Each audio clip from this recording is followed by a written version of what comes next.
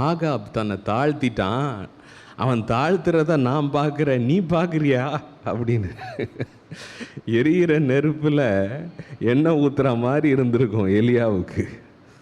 என்ன ஆண்டவரே, என்னை இப்படி அவமானப்படுத்துறீங்க அப்படின்னு கூட மனசில் நினச்சிருப்பான். ஆனால் ஆண்டவர் பாருங்க, அந்த ஆகாப் தாழ்த்தின போது எலியாவிடத்தில் ஆண்டவர் சொல்கிறாரு, நான் அவன் தாழ்த்துறத பார்க்குறேன், அதனால் அவன் நாட்கள் நல்ல நாட்களாக இருக்கும்.